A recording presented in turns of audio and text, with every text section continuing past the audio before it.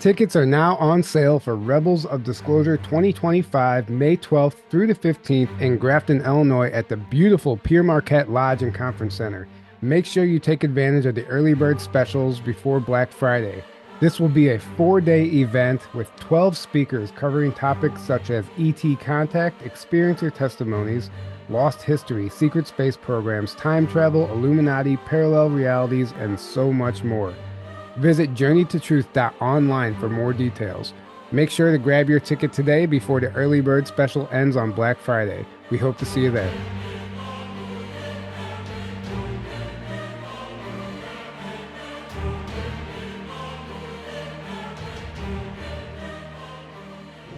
That's no moon. It's a space station.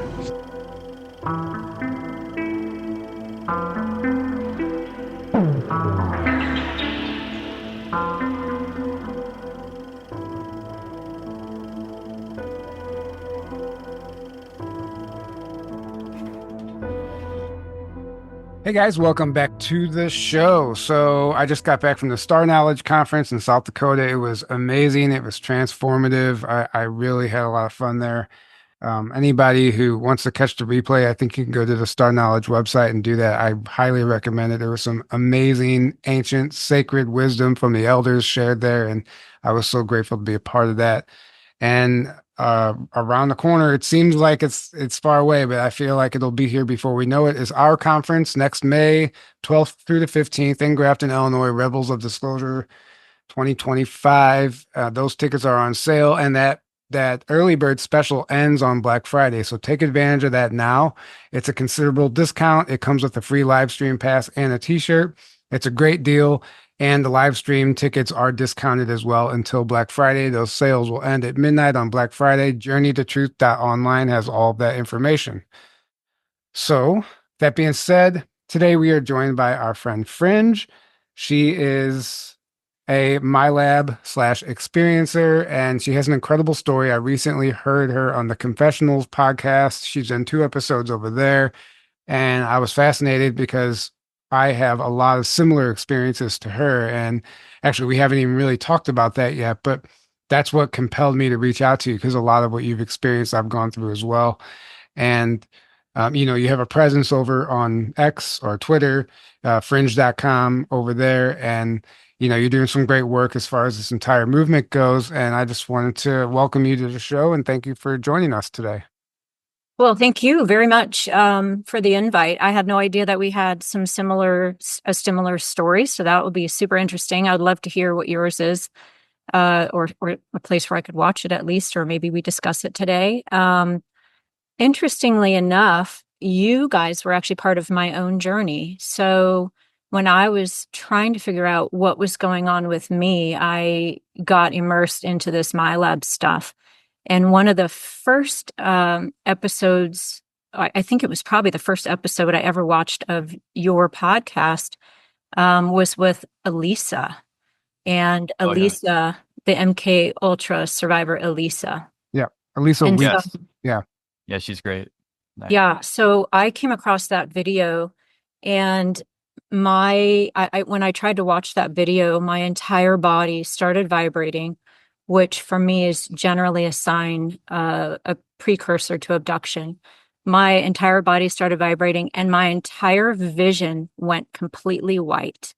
And so I was actually not able to watch the video at first. I had to actually stop and try to collect myself, and I actually tried several times to watch that video. There were some technical glitches, etc. I ended up being able to watch it. But for the very first time ever, I heard her explain some of my experiences, or what I experienced with this consciousness transfer. So it's super exciting for me to be here, because I was just watching her. It's probably 18 months or so ago that I came across that video, and here I am. So I really appreciate being here, you guys. Thank you. Yeah. And interestingly enough, Thank you.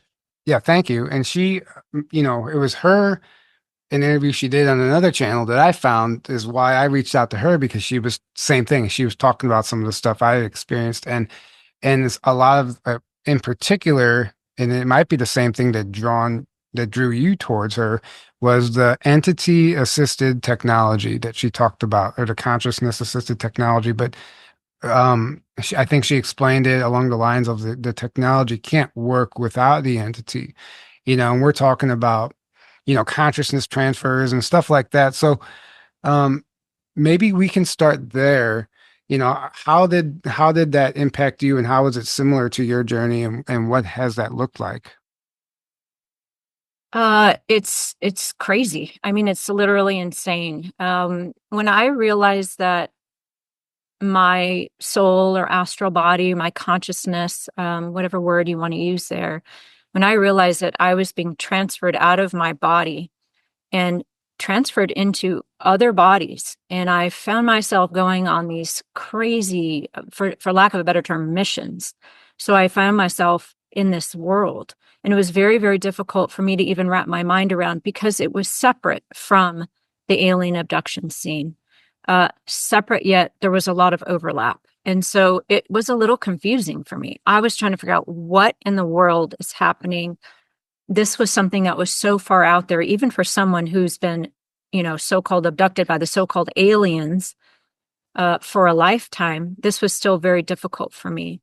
And so when I came across her explaining this technology, it just made so much sense. It completely clicked for me. And as outrageous as it sounds, pretty far out there. We start out in, the UFO community. First, we want to hear about the nuts and bolts of the UFOs. And then you got to go a little further and realize, well, what's driving it? Where do they come from? What do they want? And then we have to get into alien abductions, which are very much still on the fringe.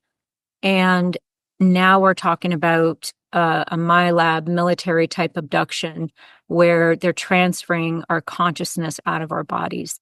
And it's super fringe.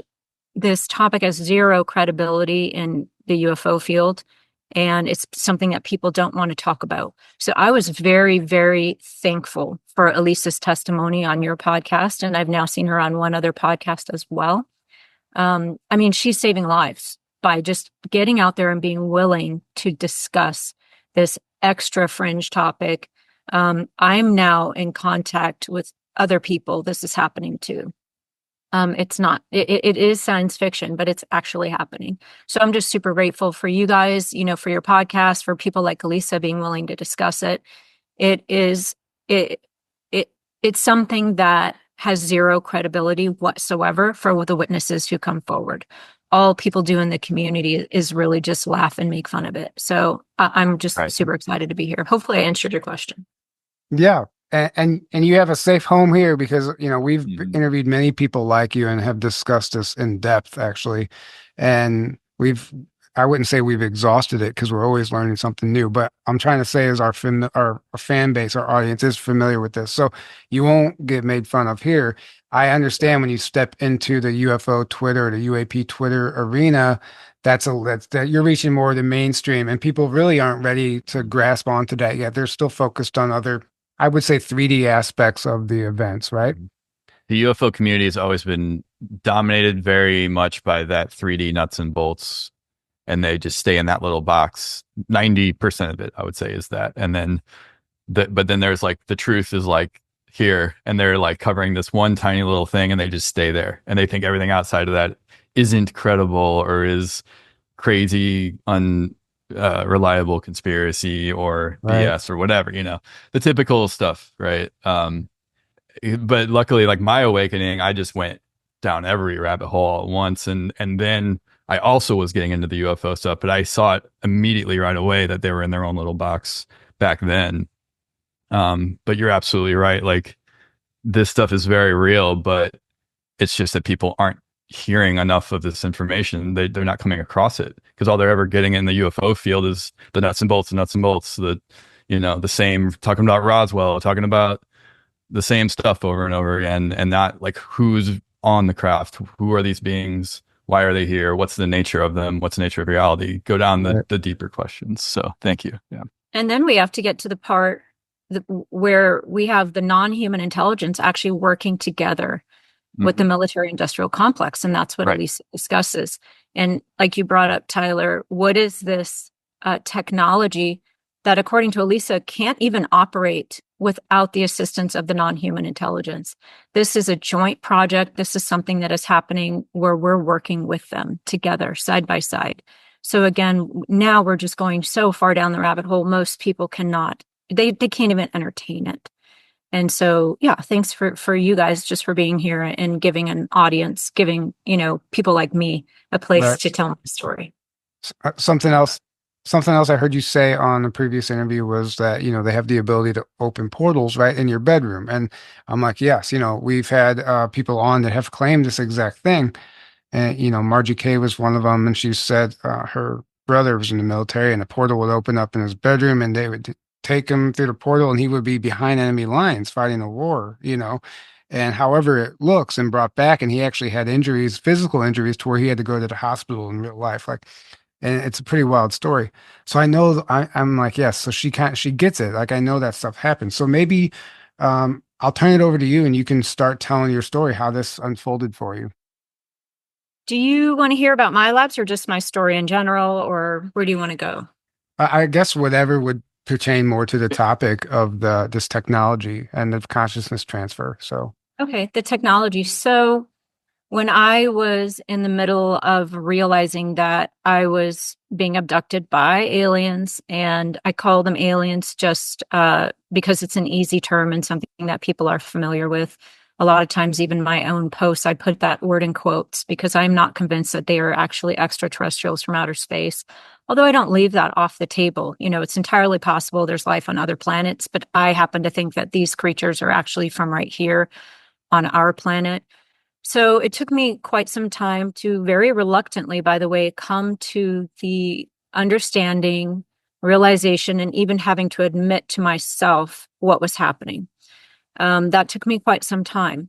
And then while I was in the middle of trying to figure that whole scene out, I started realizing that the aliens were transferring my consciousness. That's the first thing I realized.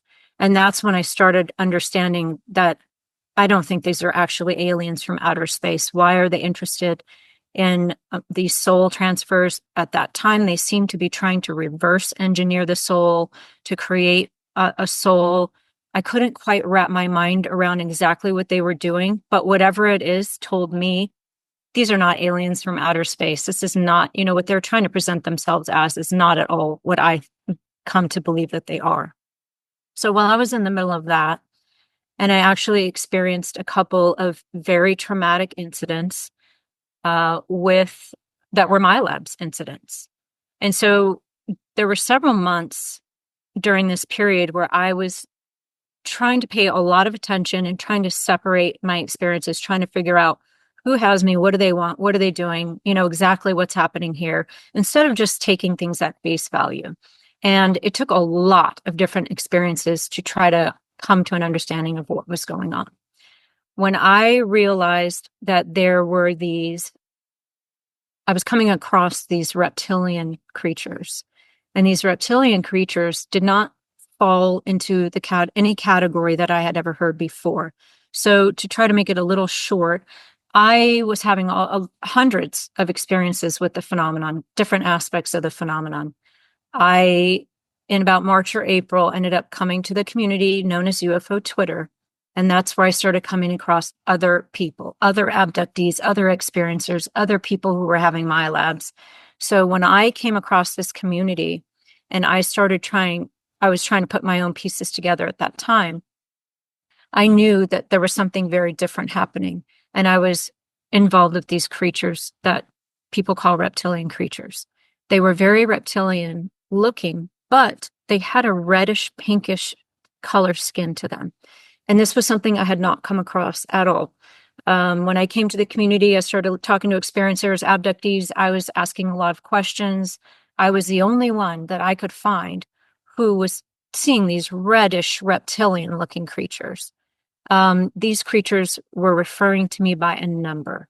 And so this was very different than just your average everyday alien experience.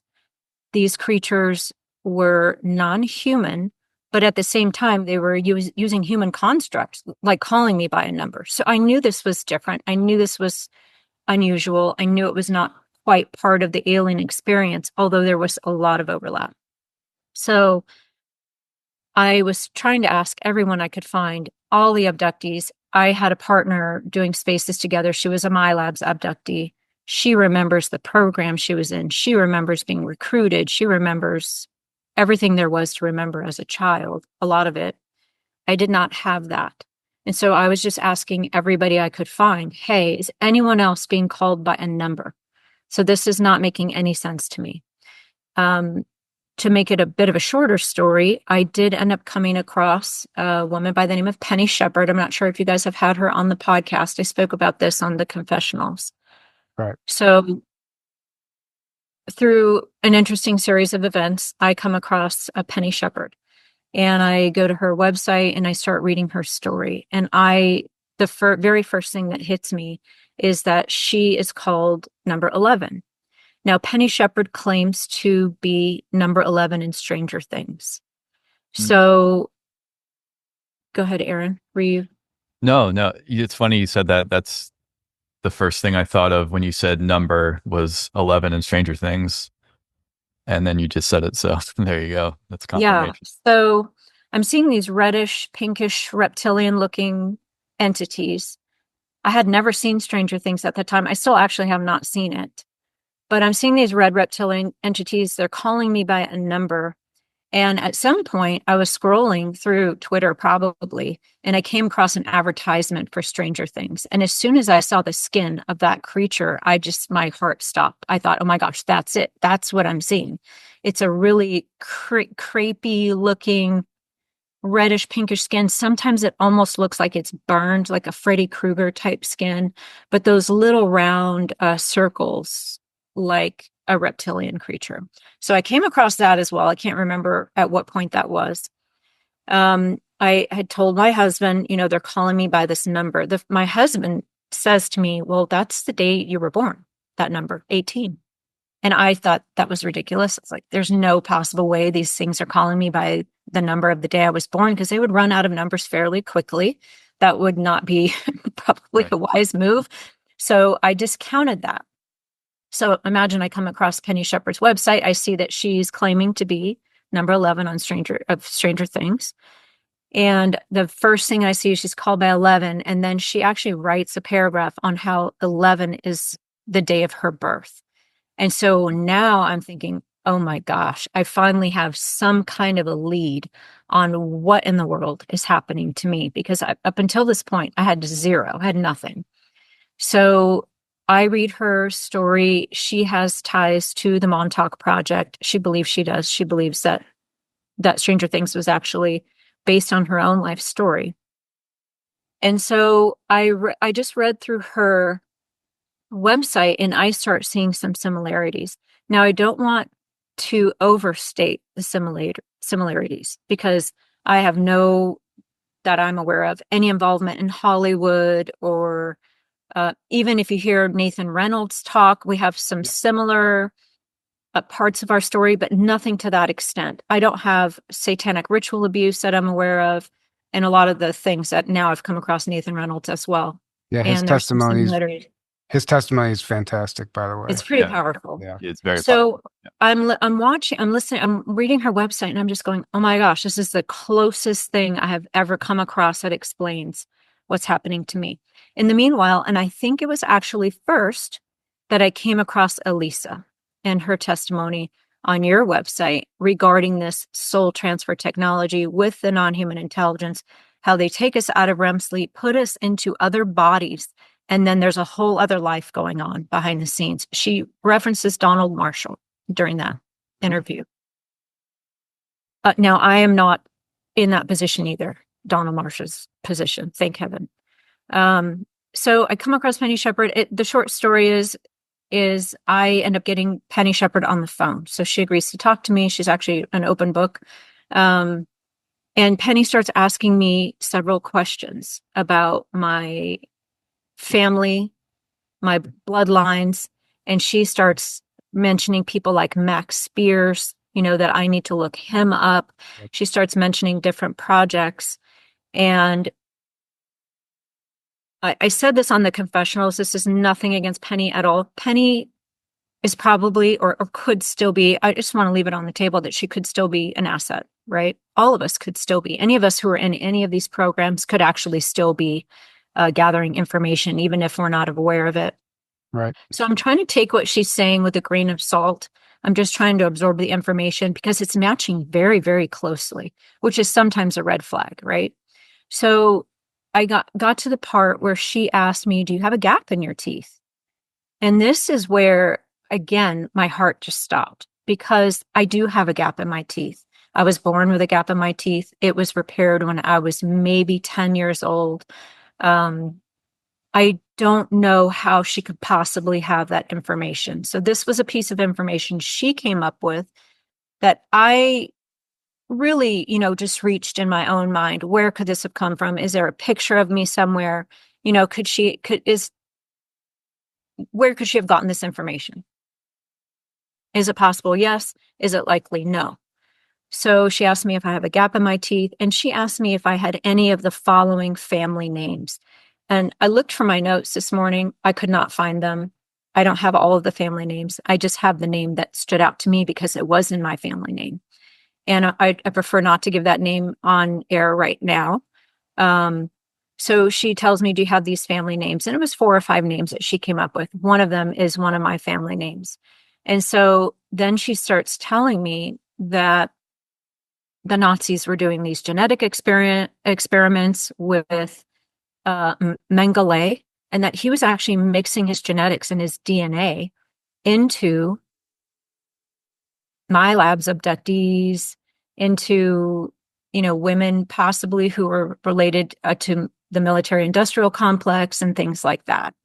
And so she then explains that because of this gap in my teeth and this family name that I have, I'm very likely somehow under this umbrella of being related to these projects related to Mengele.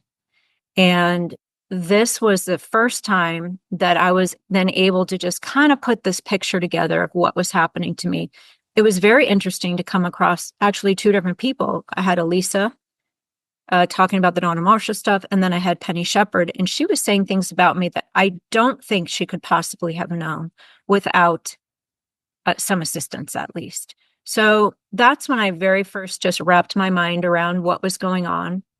It was very, very difficult for me to accept. I felt very betrayed. It was one thing for me to understand, okay, there's these creatures, we call them aliens, and they're taking me out of my bed at night, most of the time at night, sometimes not. And there's also this other thing going on, which also involved non-human creatures, but had a very, very human element to it, which was calling me by a number. And so I felt very betrayed by the human race. I felt betrayed by the military industrial complex, by these private corporations. These private corporations have quite possibly even outpaced our own military industrial complex, our own government agencies with this technology. Yeah, I would And agree so, with that. Yeah. Yeah. 100%. Yeah.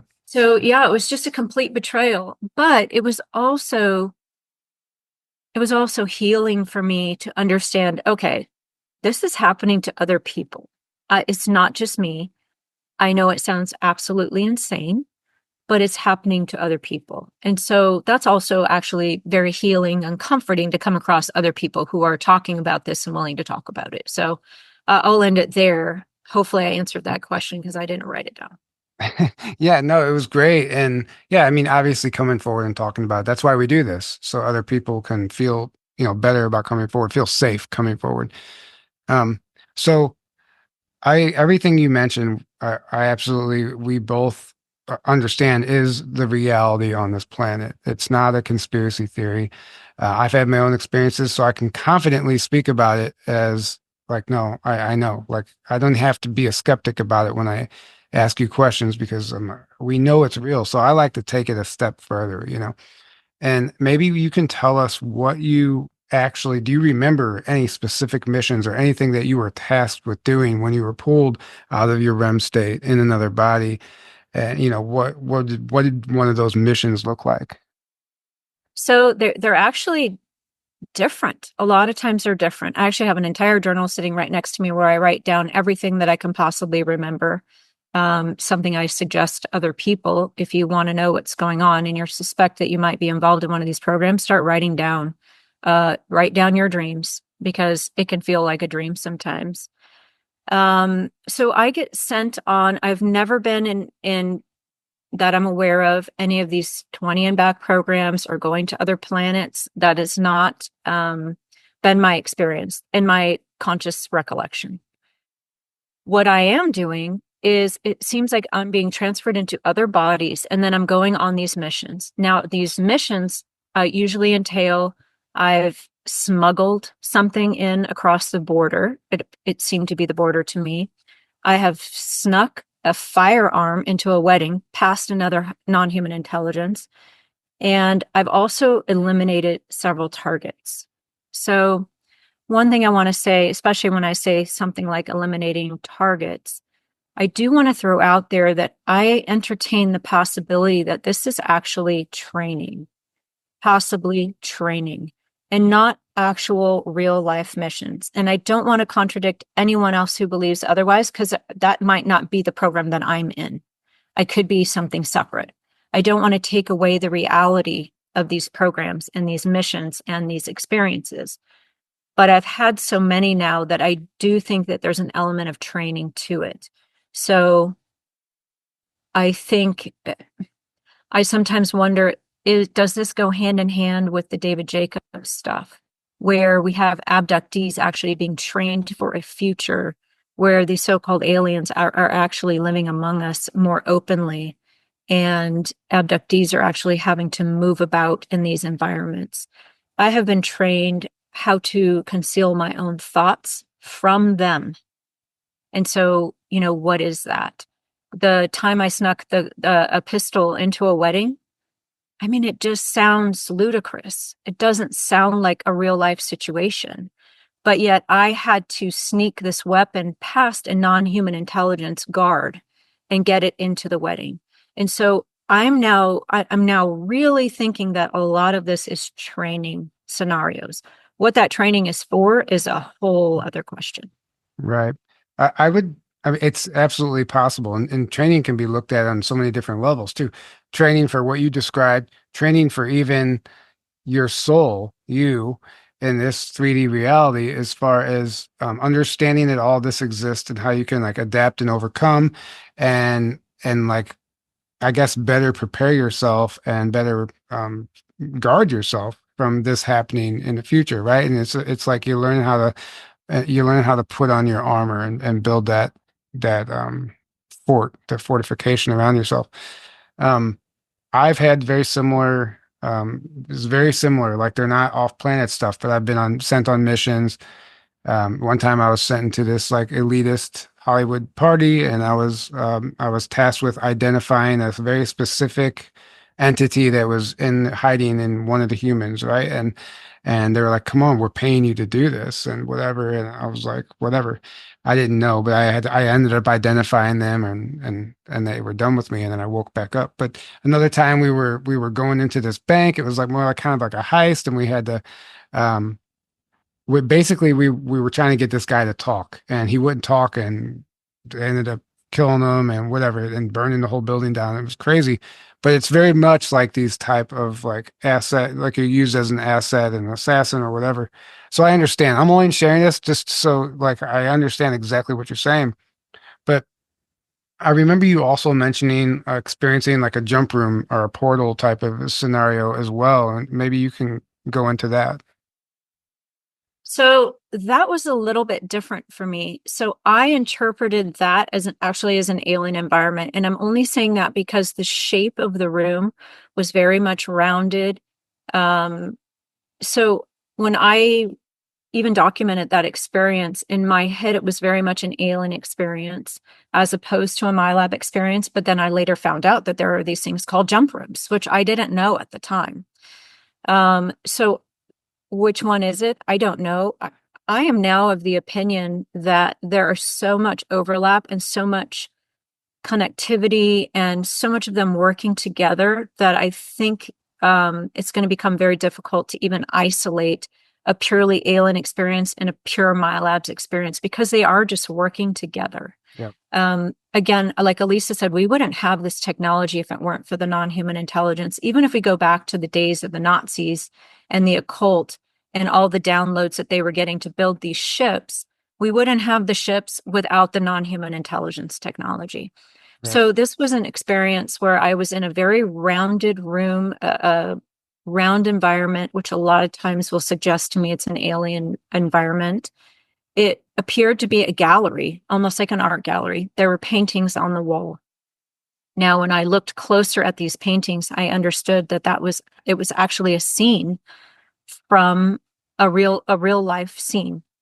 And I was taught how to jump into these paintings, go into the scene, which was a completely different time period. And it was a time period that was reflected in the painting.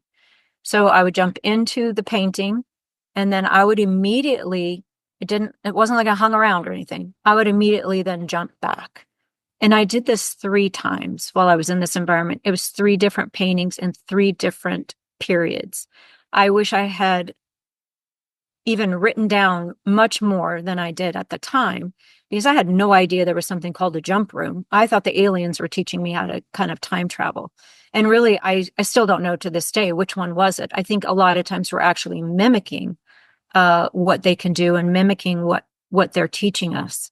So was it aliens? Was it a jump room? I don't know. But I now understand that there are jump rooms, and other people have done this as well. As a matter of fact, on that confessionals interview, there were comments under that interview talking about some Mario Brothers video game where the cartoon characters were jumping into paintings. So it's a thing. That's Mario 64. Right. That was Mario 64. Yep. Yep. A couple people commented on that. I forgot all about that, but that's exactly what you do in the game. So weird. Yeah. The jump rooms are very real. And a number of people, including Max Spears, have talked about them. And, they can be anywhere. They could be in a building you walk past every day on your way to work. They could be underground in a deep underground military base. They can be natural too. And I think some of them, sometimes they're not always stationary, and maybe for the conditions are perfect at the right time, right place, the portal's open, the jump room's open, and maybe it's not. Maybe it has to be an astrological alignment. Who knows? So what are your thoughts on that? I mean, have you heard of any of the above, as far as them not being stationary or moving or natural? I don't know. I think you probably know more about it than I do. Again, when I had that experience for myself, I didn't even know there was something called a jump room. I didn't know, that this was a thing. And so it is good. It's interesting for me, just on a personal level, I have all of these things written down. Now that's not proof for anybody else, but it's proof for me. I have all of these things written down. All of my ideas are written down. All of my experiences are written down. And then to later come across other people saying the exact same thing, it's just very validating. A lot of people would call that confirmation bias. It doesn't matter to me. To me, it says, okay, this is happening to other people. We need to keep an open mind. What is this? Why are they doing this? I know it sounds like science fiction, but yet here we are.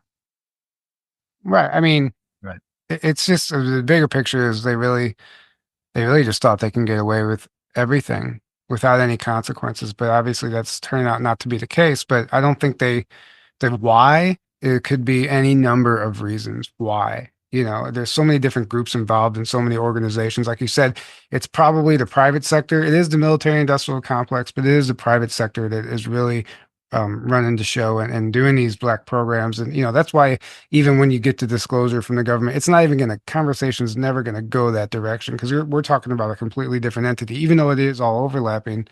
And I do want to comment on your, you say the aliens or their aliens, whatever aliens were abducting you alongside with the military.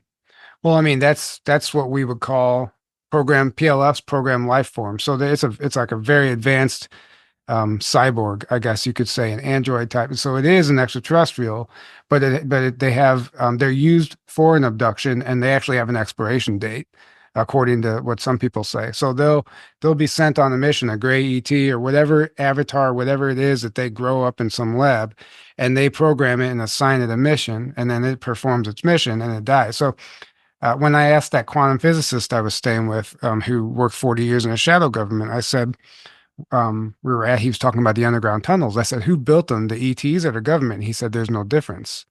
So they are working hand in hand. And now and he explained there is an entire different benevolent side to all this, but that stuff never gets talked about because the stuff that gets talked about is the darkness being exposed. So I know I just went on a little tangent there, but maybe if you'd like to add anything on to that before we move on. No, your tangent is my tangent. This is cooperation. This is non-humans working with humans. Separating them at this point, like you said, I do believe that there are benevolent entities out there. I'm not convinced I would call them aliens. But as far as the negative side and the nefarious side, it's so difficult to separate now. There's almost no difference to me. And it's gotten to the point where it doesn't matter because again, they seem to be working side by side. We now have a new whistleblower out in the UFO community who has seen these creatures working side by side with humans. Eventually, this will come out. It's probably part of the secret of why we don't have disclosures because we're neck deep in it. So yeah, I agree with you 100%. Right. So, okay, let's get back into your story. So is this like the big thing for you has been unraveling your Milab, your abductions, right? And how this has happened and meeting Penny Shepherd and all that. But what else have you experienced? Like, is there any other element to this that we haven't discussed yet? I would say what haven't I experienced actually, because it's a lot. I've never even told the entirety of my story or talked about a lot of my actual individual stories. I don't think on any podcast yet, not even in my own spaces. It's just a lot. But I do spend time trying to figure out, how did I get into this? What's the connection? How did I get onto whatever this list is where they're able to take my consciousness out of my body and transfer it somewhere else? By the way, I was going to mention, I think that they might even be selling us on the open market, because I have had experiences working for cartels. Yeah. And I know that sounds insane, but since we're talking about insane things, I might as well throw that out there. I have had multiple experiences where I am on a mission for, I think, even different cartels, maybe not even the same cartel. Yeah, that was, are you familiar with Tony Rodriguez? That's the first part of his testimony. He was taken and he worked in Peru for the cartels, the drug runs. As a child, they were using him as a psychic, essentially. He went through the remote viewing, the MK Ultra program, and they were trying to open up these children's minds so these children can be an avenue for channeling. So whenever they're making their drug runs, they can actually ask if what the weather is going to be like, if there's like an ambush waiting for them, or whatever the case may be. And he has he's written books about it. But yeah, he was taken and working for the cartels. So yeah, that would align with what you said, and I'll let you continue. Yeah. Yeah, you said his name's Tony Rodriguez? Yeah. I'm just Rodriguez, It's Rodriguez spelled Rodriguez with an S. Rodriguez with an S. Yeah. Okay, awesome. Thank you. Yeah, so it's just, I probably don't even have anything to contribute because I think you guys have already covered it all on all your other podcasts. Typically I am minding my own business and I become paralyzed. This seems to be technology, but it also seems like they're using entities called shadow beings. So my entire life, I was plagued by shadow beings. This was my conscious awareness of what was going on for most of my adult life, was these shadow beings. And when I was in my 50s is when I just really stopped and started paying attention. What is this? What's going on? What are these entities? Short story, end up realizing that these shadow beings are actually very much related to what we refer to as aliens. In fact, people like Ted Rice have seen them using technology to turn themselves from shadow astral type looking beings right back into a gray alien. So that's just technology that they're using. That doesn't mean every single shadow being is a gray alien, but it's something that should stay on the table. I'm subjected to gynecological exams, meeting hybrid children, flying spaceships, downloads. I mean, just about anything you can imagine, I have written down in my journal prior to coming across, other people saying the same thing. Things like going to Walmart with the hybrids, which makes no sense, right? I later ended up reading in David Jacobs' material that hybrids or abductees are actually being used to train hybrids how to act and how to walk among us and how, to figure out our human construct. So many things that were happening to me that I was trying to process, I end up reading later in a book or seeing it on a podcast or what have you. There was a time where I was taken down a very, very long and deep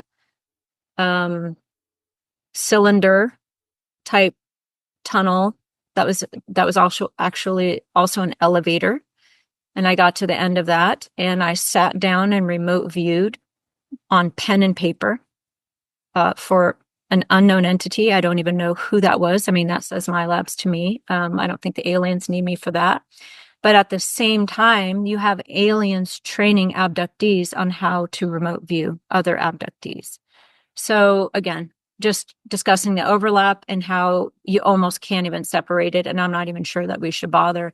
And this is probably why we still don't have disclosure, because this is not necessarily aliens, extraterrestrials from outer space, coming to visit us and checking us out to see how we're doing. It's actually just us neck deep working side by side with these entities. Right. There's definitely an element of both, I would say, but primarily the craft we're seeing, I would say a lot of percent of the time it's our own. And it's so easy when when we're not supposed to have that technology, they don't even have to cloak themselves because we can just think it's, whatever, wouldn't know the difference or that just came from a military base, from the other state over. You never know. Can you tell me more about this Walmart experience? Yeah, so I just found myself in Walmart with male hybrids and I was just going through the checkout line. And I was at that time thinking, what in the world? What am I doing with the aliens in a Walmart going through the checkout line? And it wasn't, and I also had an experience where I was walking through a mall with hybrids, walking through a mall. So these are things that to me, those are not things that your average person is just going to make up, right? I was walking through the mall with aliens. I was in Walmart with aliens. Makes no sense. Doesn't even, sound right. Keep in mind, I'm only getting glimpses of what's happening because I have not been regressed. And so I only have my conscious memories of what's going on. A lot of times go ahead. No, go ahead. A lot of times this will feel almost like being under anesthesia. So I tell people, picture yourself going into the dentist, you pop a Xanax or something because you're nervous about getting your tooth pulled. And you sit down in the dentist chair and you're supposed to be out, but you're really not out at all. You're actually conscious. You're not actually unconscious. And you might so-called wake up and see that the dentist or feel the dentist pulling your tooth out and kind of freak out a little bit. And then they turn up a little of the anesthesia and you go back under. That is what a lot of my experiences are like. So I can wake up to 100% full consciousness, go, what in the world is happening right now? At that time, I usually become disruptive, which they don't appreciate. And then it almost feels like an anesthesia coming back in. So because I've never been regressed, I'm getting not as much detail, I think, as a lot of people who have been regressed. And so I'm finding myself in a Walmart walking through the mall with hybrids and kind of teaching them, how to shop and stuff. And then I later come across David Jacobs' material where this is actually a thing, where abductees are being used to train hybrids how to operate on the planet. So again, just crazy, weird stuff. I do have a lot of stories. If you want to get into them, we can. I don't know where you want to go with it.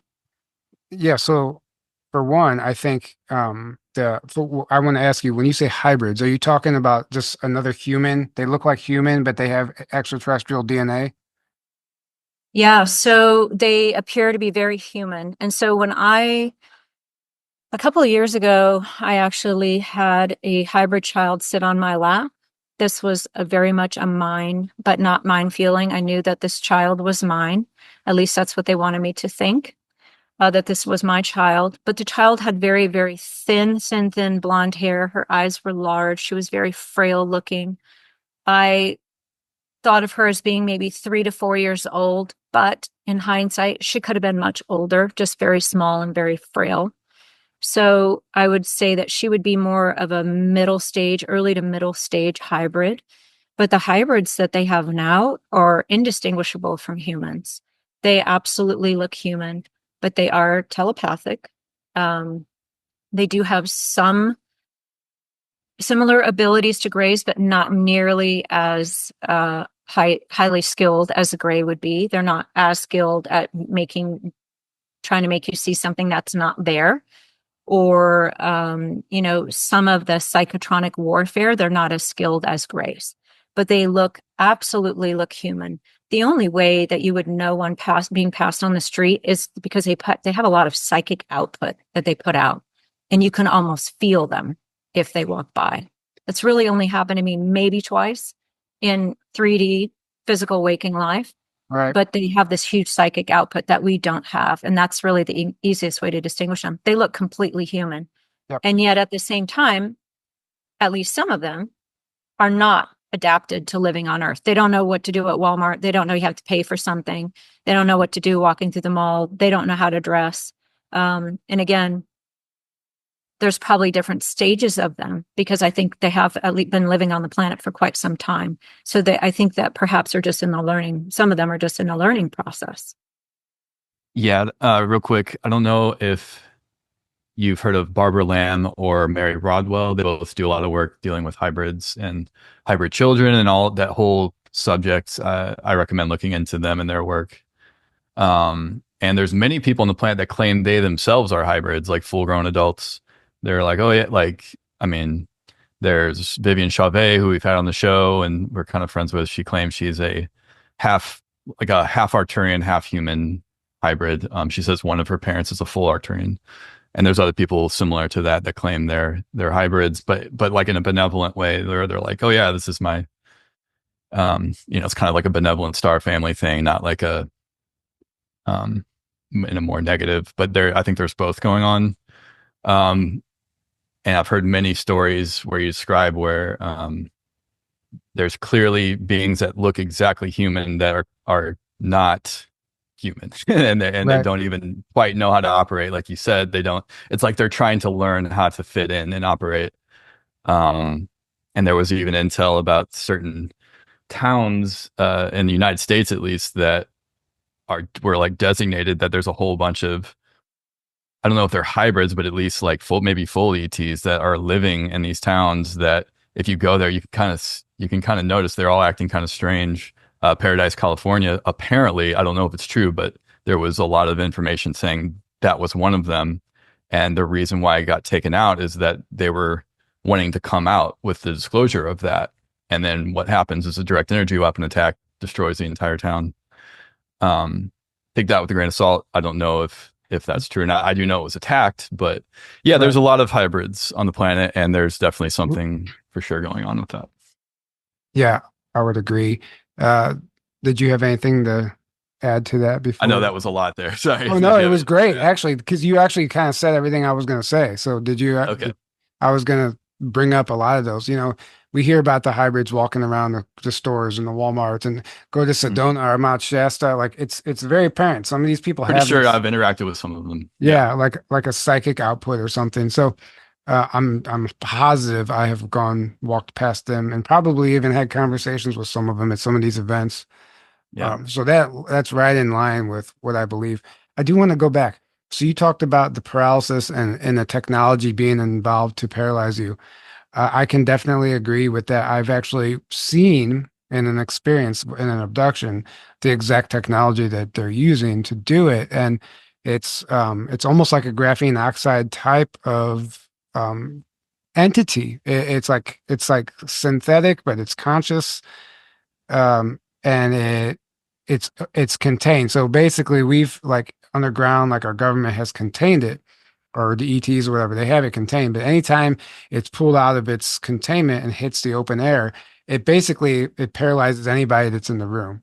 And they've learned to weaponize that so it can be put in any device. And basically it's just whatever, an entity, for lack of a better term, that is concealed. And whenever you drop down, whenever you unconceal it, whenever you open up the canister, the person becomes paralyzed essentially. And I've actually seen the technology a number of times. So I would agree with you there. I mean, how do they get it back in? It's just contained within whatever, like it would be a screen. It's like I don't know. Imagine the Men in Black blank slate thing. Imagine if it is a little bit of it. It's like an element almost. It's a little bit of it in the top of it, and you slide something down, and it exposes it to the air. But there's a screen, so it can't necessarily escape, right? Got it. It looks like a little wand almost.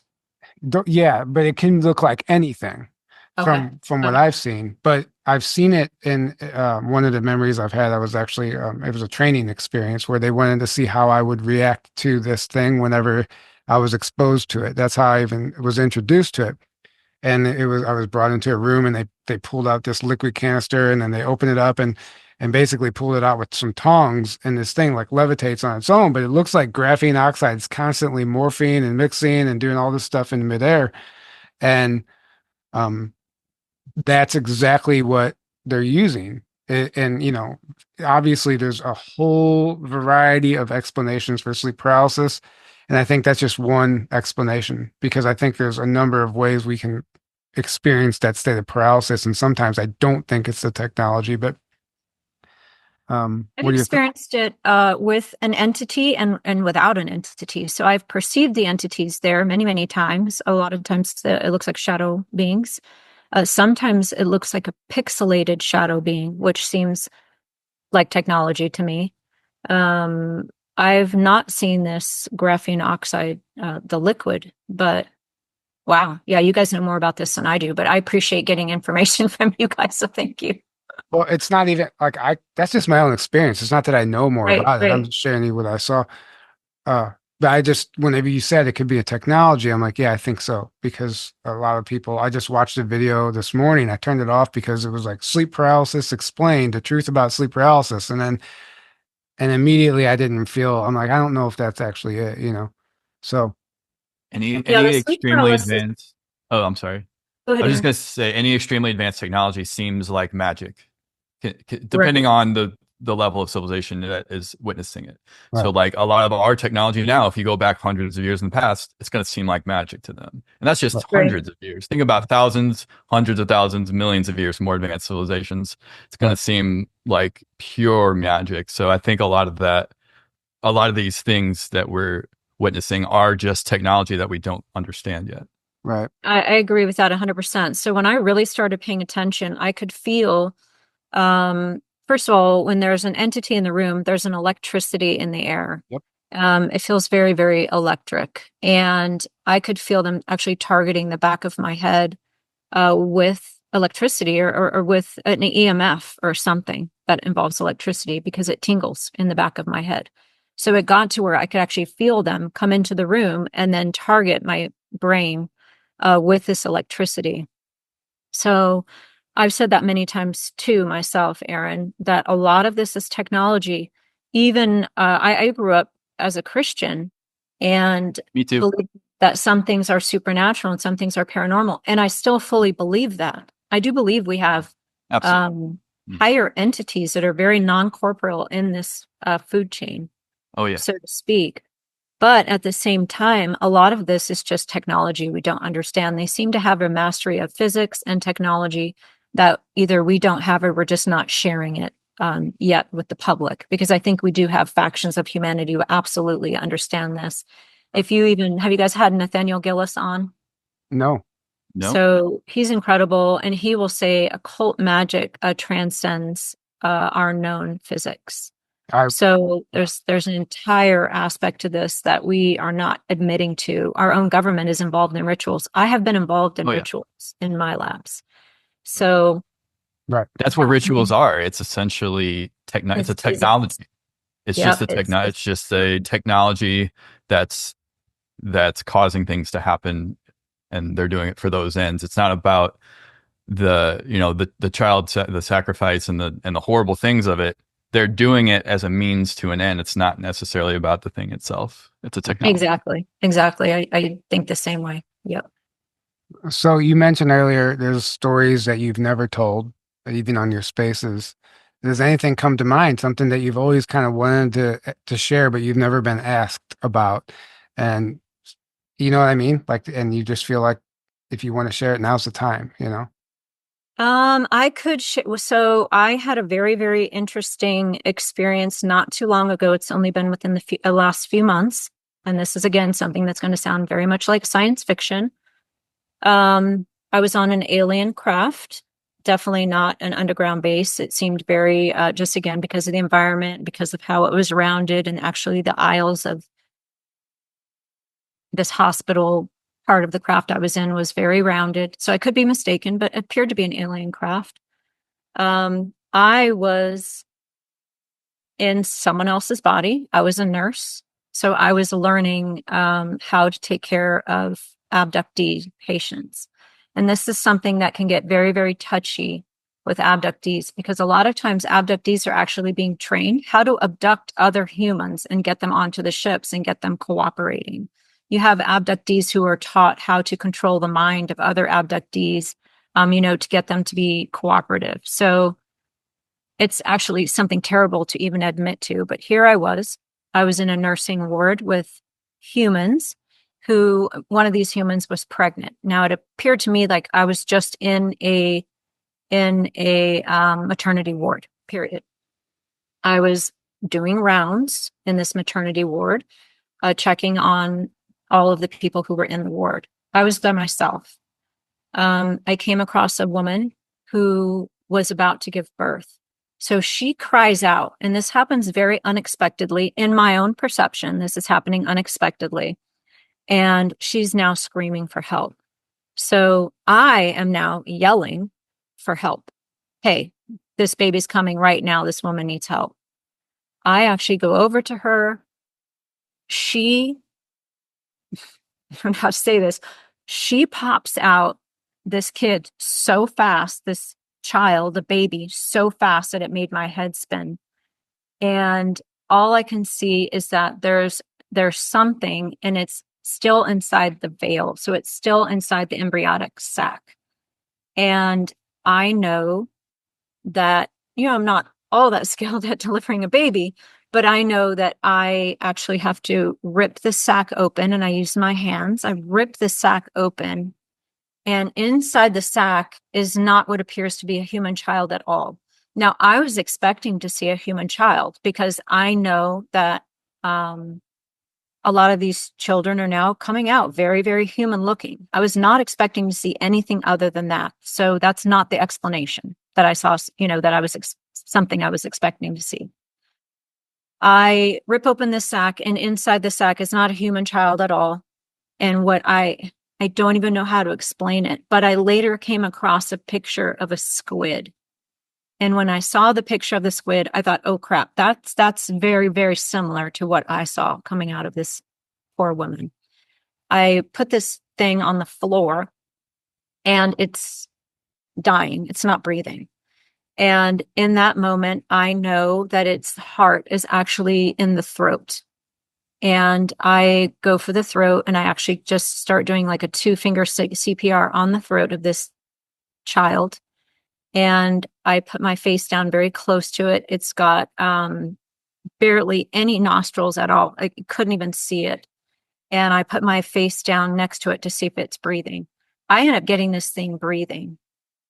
And I end up looking at it and just going, I cannot even believe that this just happened. Now, again, I'll just say, for argument's sake, was this some kind of a weird training scenario, or is this something real that actually happened? I perceived it as something real that actually happened. Other medical personnel came running in. It was all hybrid personnel. It was all very human looking. They all came running in. They actually took this creature from me. And I remember thinking, I kind of gave him like for lack of a better term, like a finger attitude of I just saved your kid, you know, kind of a thing. So back off me kind of a thing, which I know is kind of also super weird, but that it is what it is. So that was definitely a very interesting experience. I'm not sure I've ever heard anybody talk about this before. But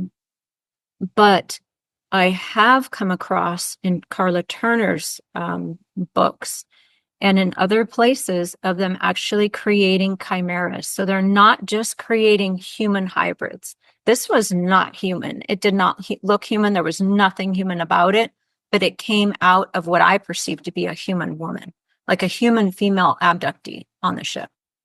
So yeah, super interesting experience that I've never told before. Well, thank you for sharing that. It resonates. I feel like if we're going to believe that there's a hybrid program, then why would we not have somebody with a memory of the other end of it on the ship? You know what I'm saying? Delivering one of these hybrid children and what that would be like. And it seemed like you had a long-standing relationship with the people that came in enough to give them the finger because you knew that they've been giving you a hard time, right? Well, and I knew I didn't have to save that, whatever that was. I didn't have to save it. Maybe they would have gotten there in time. I don't know. But I knew that it was theirs while I was saving it. And unfortunately, I think that it's just a play on my own career and my own sense of duty and my own.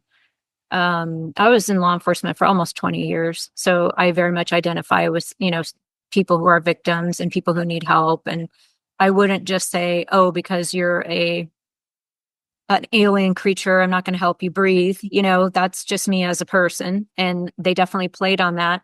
And I do actually then wonder, was that some kind of a psychological operation to see what I would do? Did they let me be there in that place? Did they not know that was going to happen, or did they know it was going to happen? So I kind of try to look at, you know, all the angles of whatever that scenario was. But Wow. I very much did give them the finger, and I was like, I saved that thing for you. So, you know, F all the way off kind of a thing. Right. That's a fascinating story. I mean, like, again, thank you for sharing that. So you were in law enforcement for 20 years. Was this Almost. Not stuff quite. 18 years I 18? did. Yeah. Was did all this stuff begin before or after your career? Oh, definitely before. My very first experience, I was about 3.5 years old. The first time I saw something non-human in my bedroom. And then I had a few other experiences throughout childhood. And then my first experience with these shadow beings were when I was about 17 years old. I saw Hat Man. And then most of my adulthood was shadow beings, shadow beings, shadow beings.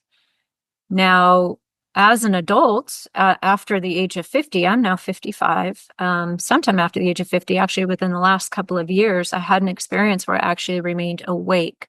And I was able to understand that what I was perceiving as shadow beings could potentially be the grays, or at least, at the very least, are very much related to the gray aliens. Mhm. So I had an experience where I woke up in the morning paralyzed, completely paralyzed, couldn't move. By this time, I had learned how to break out of the paralysis many of the times, not always. I broke out of the paralysis. Now, I had perceived a shadow being putting me in like a straitjacket hold almost. And I break out of this paralysis and this hold. I sit up in bed and I see a gray alien in my bedroom. And so on that day, I had already been starting to put these pieces together. Like, I have this shadow people my whole life. I've been dealing with shadow people, and now I'm dealing with aliens. And oh, wow, they're very much related, if not the same thing in some cases. So I had that experience, and that's what really just tied everything together. That's when I looked back at my life and went, wow, I've been dealing with these creatures forever in a day. I just didn't realize what it was.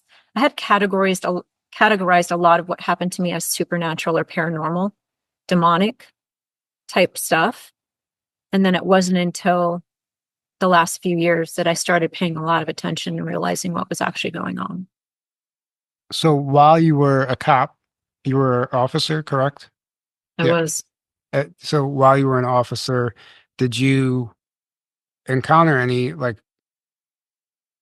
anyone else? Like, I guess you were always open-minded to this, but even in the field, did you come across any cases or anything where you might have been speculative about something otherworldly having had occurred to maybe an individual?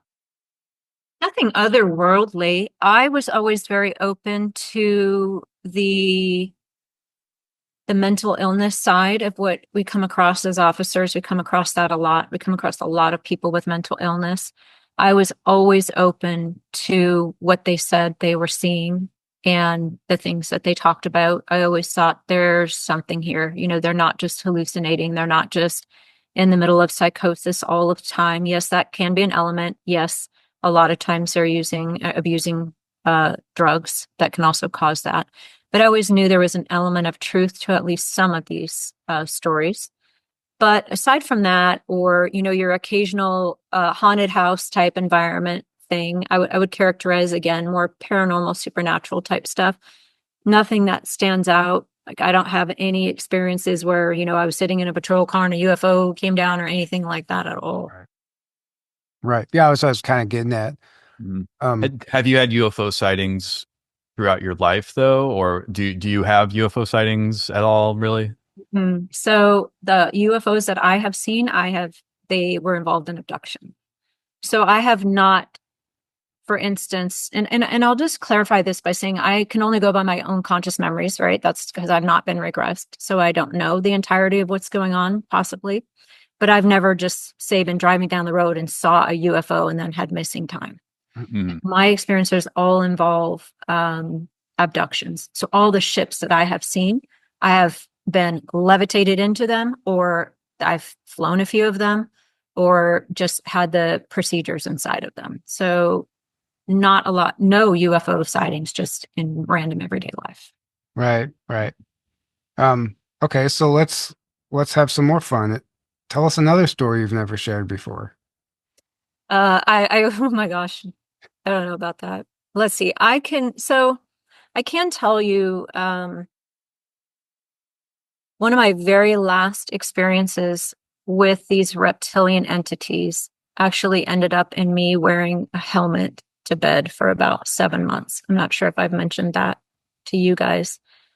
So I mentioned that I was involved with these creatures. They look like the Stranger Things monster. These creatures start out looking human, but it's just a projection. So a lot of times with these creatures, they're projecting things that they want us to see that isn't really true at all. And they will pixelate, and I can kind of see through that projection and the pixelization into what they actually are. So I'm dealing with these reptilian beings that look like the Stranger Things monster. On my last experience with them, without getting into the details, because it's definitely something that you're not on YouTube, because it would get you kicked off of YouTube. You're good. And it's actually very personal and private. So I'm going to leave that for now. But during one of my last experiences with them, they were calling me by this number 18. They were saying, 18, get over here. 18, this is how it was always going to go. And this is how it was always going to end. And that's when it really just hit me that I was not going to live to see the light of day. They had planned on eliminating me that day, and they were bragging about it. So that was obviously very disturbing for me. I'm obviously still here, so they were not successful. But this was the incident that led me to, by this time, I was almost in a Nightmare on Elm Street scenario where I was afraid to go to sleep at night. My husband actually came across these creatures as well in another story that I'm not really ready to tell. This experience had me ordering a material called Velostat, and I created a helmet out of this Velostat. And what I was trying to do at that time was to block their technology, because I could feel their technology. I could feel, when they were coming. I could feel when they were in my house. I could feel it in the air. It's very, very electric feeling. Yep. I could feel them targeting me on the back of my head with technology. And so I fashioned this helmet, and I got it from a website called stopabductions.com. I put multiple layers onto this helmet, and I wore that helmet to bed at night for 7 months, trying to block these reptilian creatures from getting to me again. Did it work? I was not entirely successful. I actually had another experience with, let me see.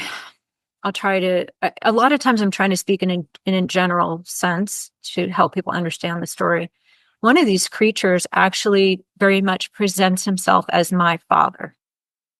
And he actually later got me while I was wearing the helmet, by the way.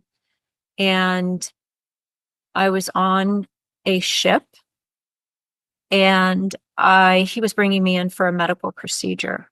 And so he brings me in for this medical procedure. There's a nurse there. At that point, there's an entire waiting room full of people, and they're in zombie mode. I just call it zombie mode. Like, they're just not there. They're not aware of what's happening to them. They don't even know they're there, probably. Maybe they think they're dreaming. I don't know.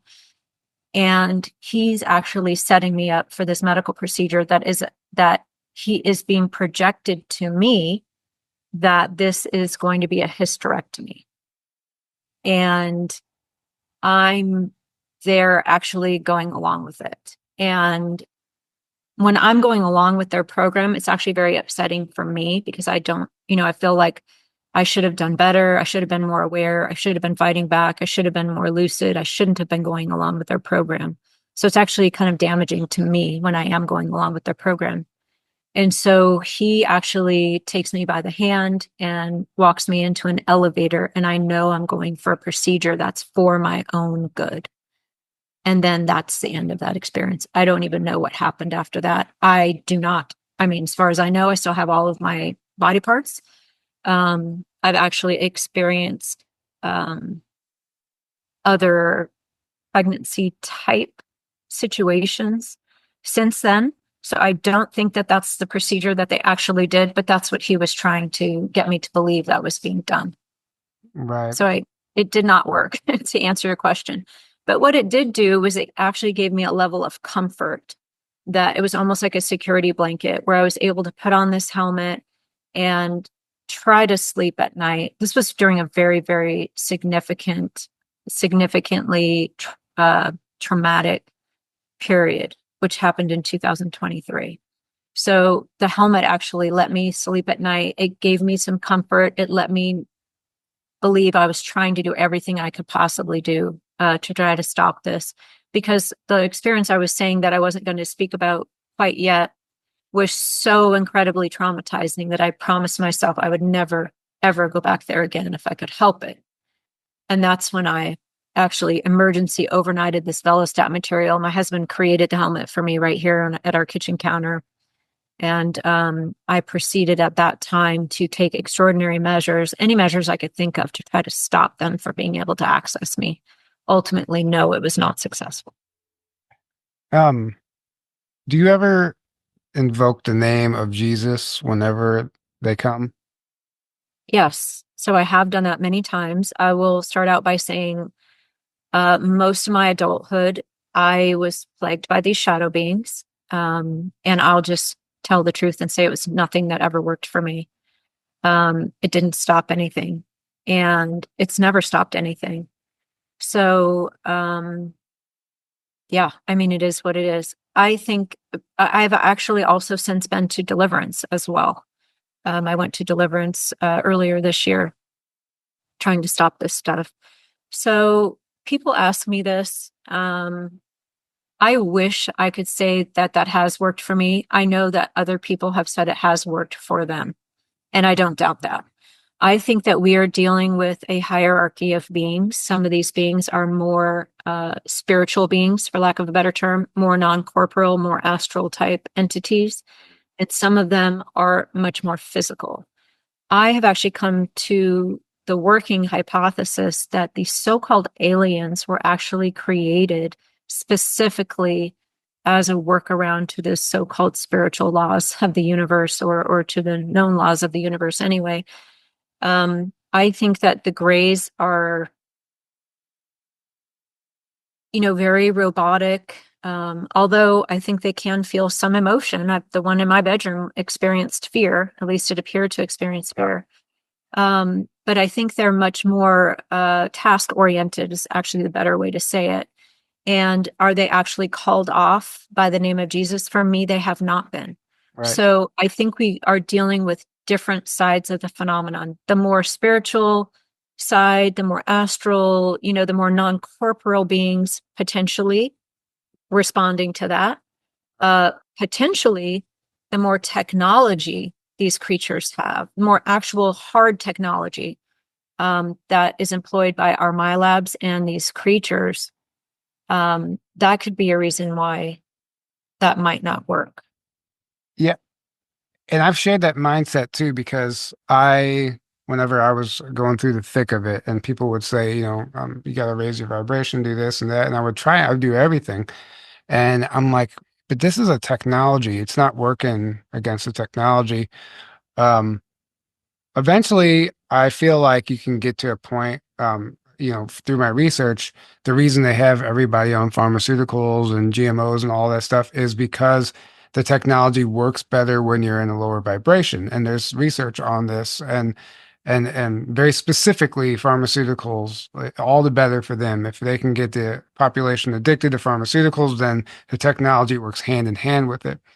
So if you like, I am a firm believer at this point, just because of my own path. Like you can live a lifestyle to where it's maybe less effective, but you're not completely invincible to it. But uh, I've been dealt with more of the demon side of what I would call demon side of it, where you can invoke the name of Jesus and it works, but then it stopped working one time, and I got attacked 3 nights in a row.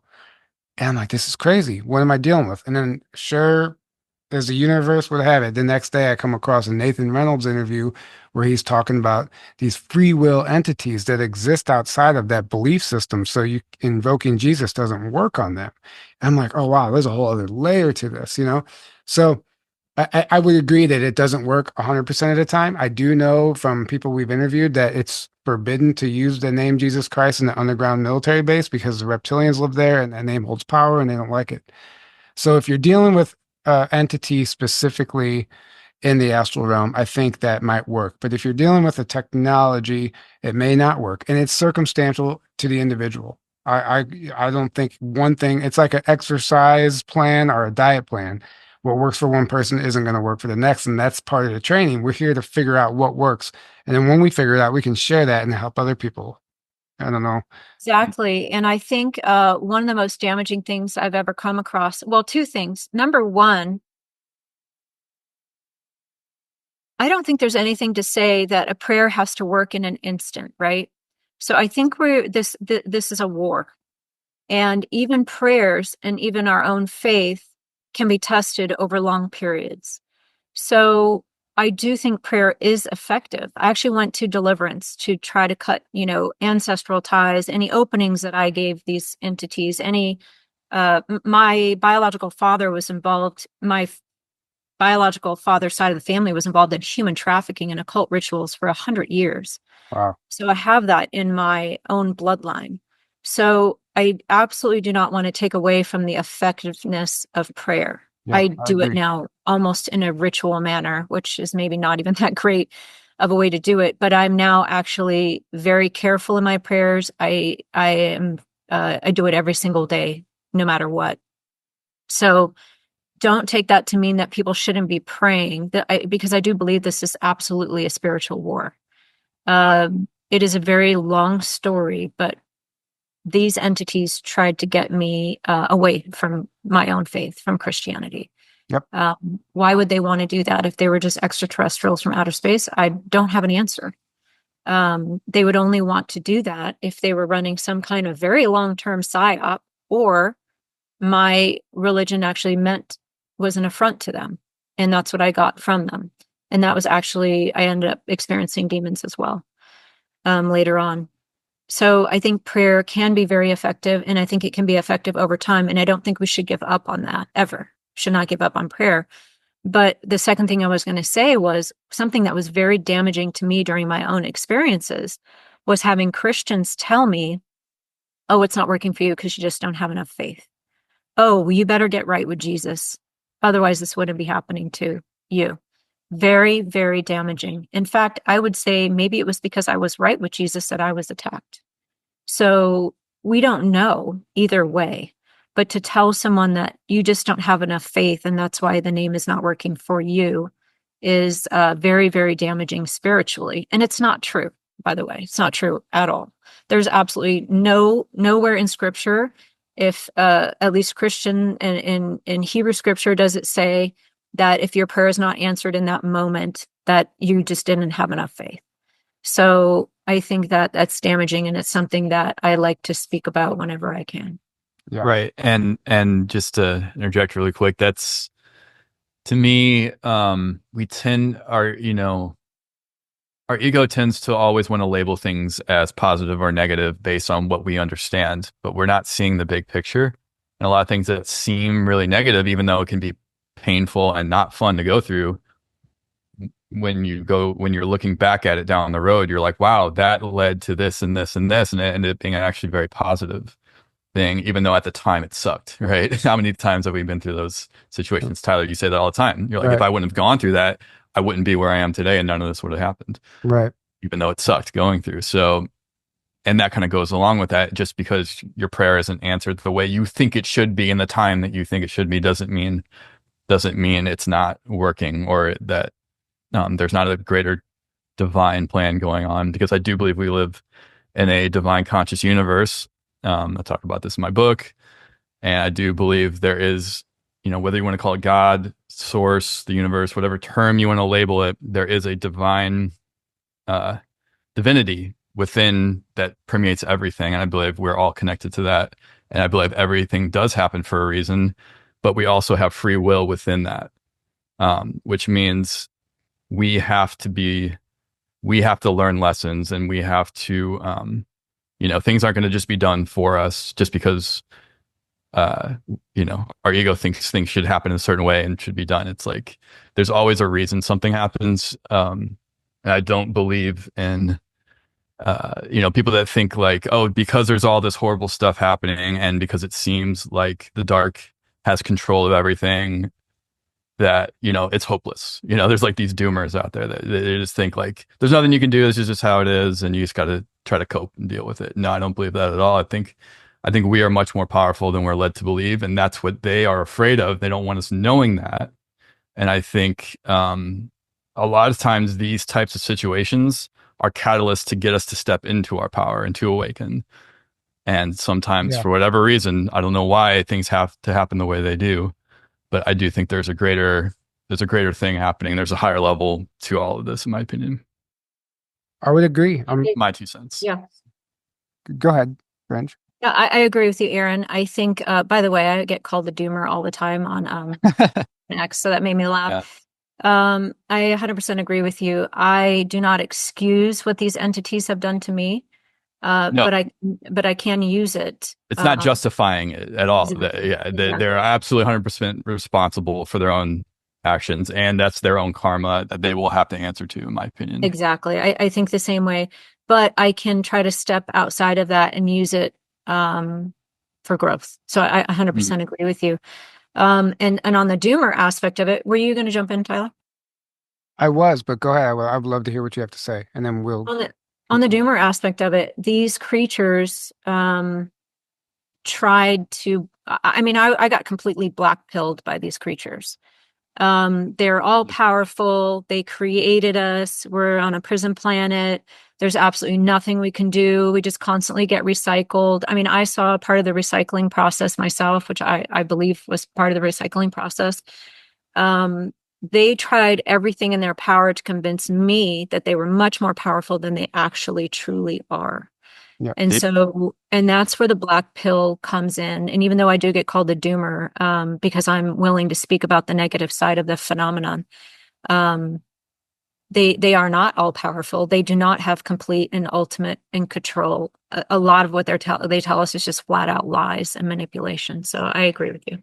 Yeah. That absolutely beautifully said. Yes. And oh my God, it just slipped my mind what I was going to say. They're not all powerful.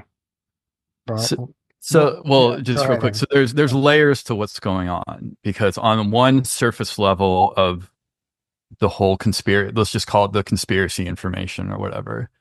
Yeah, they do on paper have control of everything, and they're very powerful in one sense, but there's higher levels that they don't want you to realize, in my opinion. On a soul level, you're connected to the highest level, and they're not. These lower entities are not connected to God, source, whatever you want to call it. And that's why they have to parasite, in my opinion. And I'm talking about the entities here, the more non-physical. They have to parasite because they're not connected to that. And we are. And that's why we're so much more powerful. And I think those entities are connected to the more physical, like the reptilians and the grays. I think those are the higher level, what's going on with that, in my opinion. But then that would explain why, just invoking in the name of Jesus or praying or doing these things, that might work with the more spiritual entities, but it's not going to work with the physical necessarily. But that doesn't mean that there's no karma going on and there's not still a purpose for that. Right. Like you said, I think things just because they don't play out exactly like you expect doesn't mean the stuff isn't working. Yeah. Yeah. And I agree. I don't remember exactly what I was going to say, but being open to talk about the negative side of this stuff is how we get past it, Mm-hmm. right? I fully believe that. And it's beautiful what you said, because there are ways out. And eventually, like, we ultimately are more powerful. Mm-hmm. It's everything I went through, it's happening currently right now in this moment in my life. I'm experiencing like something that I've never experienced. And I'm really transforming. I'm like, it's a death, like an ego death, everything. And I'm stepping into this new version of myself where I'm like, oh, like this is like it was always pushing me to this point, and it's kind of beautiful right now. But I want to go back to something you said about being targeted, basically, for who you are, and this happened to me. So it was explained to me through a session with Laura Van Tyne. Actually, is a whole long story, but I had this, for lack of a better term, reptilian assigned to me from birth. At birth, it was assigned to me at birth, and its prime directive was to make sure that I never remembered who I was, and never embodied the Christ consciousness aspect of my soul. And I was actually always very triggered by Jesus when I was growing up. I would get triggered, and I walked away from all the church and everything because I didn't know why it would make me mad. It wasn't until this thing was removed from me that I was able to actually start integrating that and remembering who I was, right?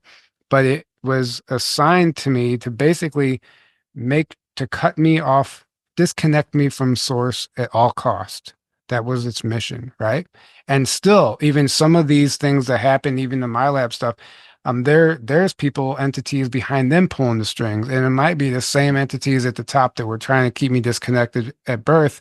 Maybe that's the reason for some of these experiences, is nothing more than to just keep you so beaten down all the time that you never feel empowered enough to remember who you are and overcome them. Because if we unite, that's why they blindside us. That's why they have to do this at night, because they're weak. They can't do it in the light of day, face to face. They don't have that power. That's why they have to cheap shot us in the middle of the night. So I think that, like, I think you're probably experiencing something very similar, as far as they're trying to keep you from remembering who you are. Yeah, entirely possible. They're trying to keep me from something. That's for sure. Yeah. Right. I like to think that they were not successful. Right. Exactly. Yeah. That's where I'm getting at. It's like they're delusional in the sense that they'll die trying, right? But Mm-hmm. it's just ultimately not going to work, because it's pushing people to heal, and it's pushing people Mm-hmm. to remember who they are. Right. It's backfiring on them. Right. Right. So I guess, I don't know, we've been going for a minute here. We kind of started off this conversation, or before we got on camera, the UAP or UFO hearing happened today. I didn't watch it. I saw some of the bullet points that Dr. Sala put on X, but you said you did watch it. And what did you gather from that? I know you mentioned that you think it's more for the public than anybody, than us, but what did they say? Was there anything interesting?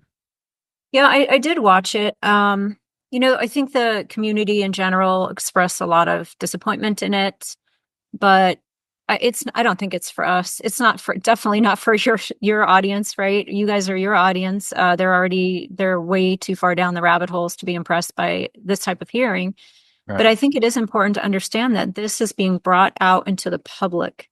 An actual official hearing, no matter how disappointing it might seem to be, is at least the tip of the iceberg of acclimating your regular, average, everyday, especially American, to this idea. So I see it as a success no matter what. I actually appreciate anyone who will come forward and who will put their name out there and, even put a target on their own backs to come out and try to speak on at least some of what this is. Are they giving us the entire truth? No, but they're giving us something, which is more than what we had yesterday. So I do appreciate it. One thing that was interesting to me that might be relevant to our conversation here is, I think her name is Boebert. Is that how you say her name? The Congresswoman Boebert? I'm not even I have no positive. idea. Yeah. So she made a statement and she said, there are rumors that have come up to the Hill of a secretive project within the DoD involving the manipulation of human genetics with what is described as non-human genetic material, potentially for the enhancement of human capabilities hybrids. So it's Lauren Boebert. That was in the hearing? That was in the hearing. Now, the people who answered that, the witnesses, didn't have a lot to say about it, to be fair, but that was definitely something that she wanted to get put out there and on the record. I was actually very impressed with that. That's huge. Now we're talking about things like I was actually told by a disembodied voice when I was trying to figure out what was going on with me that I was in a project, Preserve Destiny. I'm sorry, Eternal Destiny. Eternal Destiny does not exist. But there is a project called Preserve Destiny. And so there were times that I thought, did I hear that voice wrong? Preserve, eternal, could have been a mistake. But in Project Preserve Destiny, which is actually documented in the book called Above Black, this is a project that was a joint non-human intelligence project with our military, where human mothers who were involved in the military were actually brought in and genetically pre-prepared. I believe it was called Project Oak Tree. And then later on, these women were giving birth, and that those fetuses themselves were actually augmented genetically to be able to communicate with non-human intelligence. That project was called Preserve Destiny.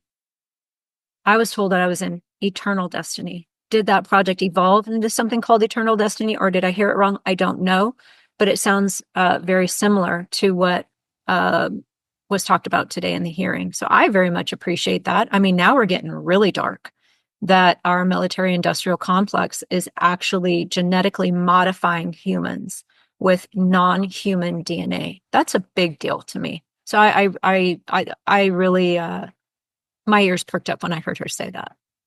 I mean, that's a massive statement. That's huge. Yeah. And it probably, I'm only assuming because I haven't watched it. It was probably slipped in there and they moved on, right? It probably just wanted to move past that, right? Yes, it was much more of a statement than a question. And it sounded to me like she just wanted to get it out there on the record. This is what she's hearing and just kind of putting it out there as food for thought. But of course, I just thought, wow, did I just hear that being said, in an actual public hearing with our lawmakers? So I thought that was a pretty big deal. I was very happy with that. Right. So Project Oak Tree was Max Spears, James Caspalt, and here's a fun one for you to go explore: Ryan Gosling. The actor Ryan Gosling. Ryan Gosling. I'm writing it down. Do you know who I'm talking about, though? If you told me what he played in, maybe. He played Ken in the new Barbie movie. He was in the Notebook. He was Ken in the new Barbie movie. He's been in a ton of movies. He was in The Notebook. He's in a new movie, The Fall Guy. Fall Guy. Anyway, he very much looks like Max Spears and James Caspel, especially when they were younger. And there's we interviewed Dr. Charnel, and she shared information that really opened our eyes to the connection with Ryan Gosling to Max Spears. And I'm convinced after watching his movies and just studying him as a person that he was absolutely a successful asset from Project Oak Tree. And he is now being paraded around as an actor. And he is essentially a super soldier, I would say, too, in the sense that, like, these guys are fit. They stay young. They're controllable, emotionless. And if you watch his movies, like, he's very much that way. He can still portray emotion, but um, look into him. I think he's. Oh, sorry. I mean, there's No, that go one ahead. Netflix movie, Remember the Gray Man, that he stars in. It's like Disclosure of Max Spears, essentially. Well, And there's all so these synchronicities with him and I Max did see Spears. that. I did see The Gray Man. I actually read all of those books before that So too. the Gray Man was a script that was actually given to Max Spears Hmm. before he died. Great Max Spears was supposed to play in that movie. And if you Supposedly. and Yeah. it supposedly, and if you watch the movie and you know Max's testimony inside and out, there are so many nods to Max Spears in that movie. It's almost laughable, Yeah. down to very specific things. And there was just like, and it's also a connection that Ryan Gosling is part of Project Oak Tree. And I think I will almost have to rewatch the interview with Dr. Charnel to like get all the details because she was really digging into it. Yeah, there was even something in it to like the date it was released. There was some connection to Max It was Spears, like it even was the with that. date it was released was the day Max died. That's it. That's it. Yeah, Yeah. Oh my. yeah. So there you Well, go. Penny told me to look into Max Spears. And again, she said that I probably had some genetic bloodline manipulation, with Mengele. And Yeah. then I was told by this disembodied voice, Eternal Destiny. And then I was told by somebody else to look into Oak Tree. And so when I did look into Oak Tree very briefly, I thought I heard Max Spears say that Oak Tree was all males, all It, male children. that's what And they I claim. Yes.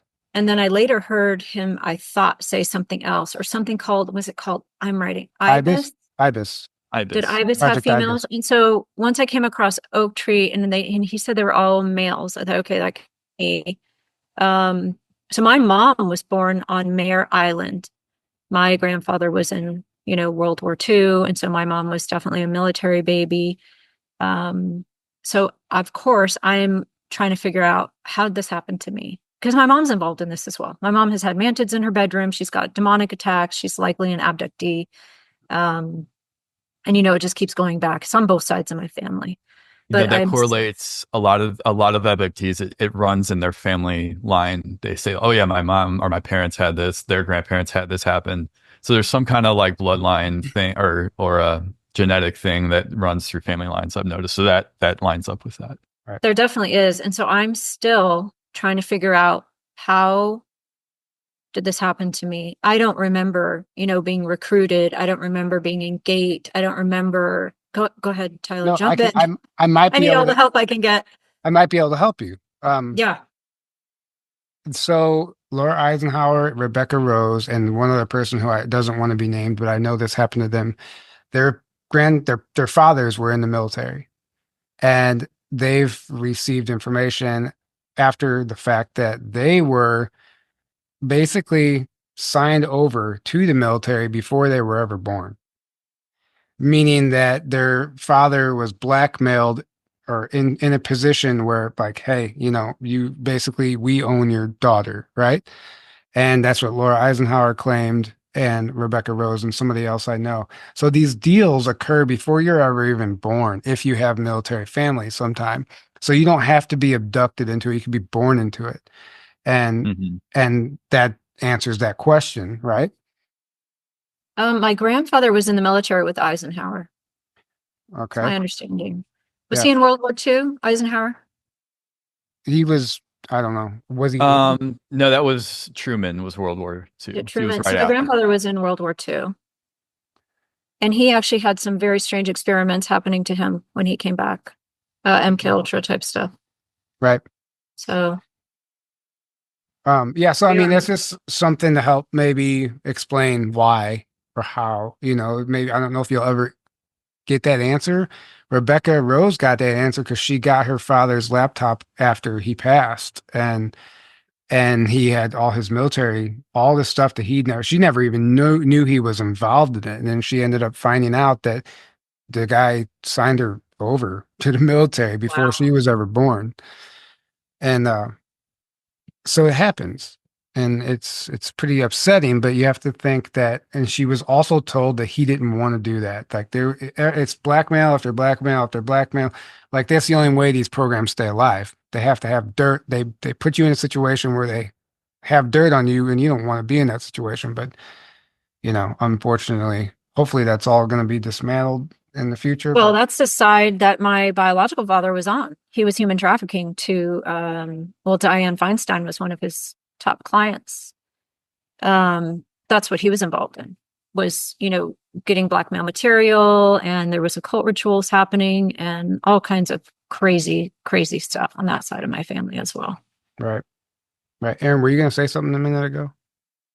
No. But back to the World War II, Roosevelt and then Truman. So Roosevelt was actually the president during most of World War II, and then Truman was kind of came in right at the very end. Who served, though? Not as president. Eisenhower served in World War II, did he? Yeah, that's right. Yeah. We don't have to go down this rabbit hole, but I thought my grandfather was actually served with Eisenhower in World War II. Nice. Yeah, but it's possible. I don't want to say that as a certainty because I would have to Google that. Aaron's on it. And, right. Yeah, my grandfather was in the Navy in World War II. My dad was in Vietnam in the Army. So I have some military right in my family as well, but I don't, to my knowledge, I don't have any abduction or any of this as far as I know. Well, it's interesting. Lily Nova was just getting some information about Roosevelt. She was asking us if he had any ties to the Nachtwaffen and the Nazi German SSP type of stuff, and because she was seeing that he was sworn in the secrecy or something involved with that, and Aaron and I had never heard of Roosevelt's connection to any of this, but I wouldn't be surprised if he was somehow part of the inception of it. And, because it goes back to the secret societies, which they were all part of, the early presidents. Freemasons and the secret societies. Yeah. Right. Oh, yeah. And well, the Jesuits are very involved with all this stuff as well. Yeah, so he served in World War II. So it was my understanding that my grandfather was in at the same time as he was, and then there were some agreements made. But yeah, I don't know. I might never find out. Right. We'll see. Right. Well, this has been fascinating. Is there anything else that you would like to cover or share before we start to wrap this up? No, I think you guys probably cover way more than I covered today, just in your podcast in general. So I just want to say thank you for being there for people like me, to tell our stories, to being open-minded. I just ask your audience. I know they hear all this stuff that sounds like science fiction. It sounds so outrageous and incredible, but it's happening. It's happening to a lot of people. And I just appreciate that anyone is willing to listen with an open mind. So thank you. Right. And I mean, I wasn't trying to step on your toes by sharing stuff. I was just trying to help you. Not at all. I want to hear it all. I'd rather me be interviewing you right now than the way around. I've heard my story 100 times. Well, we can set that up maybe.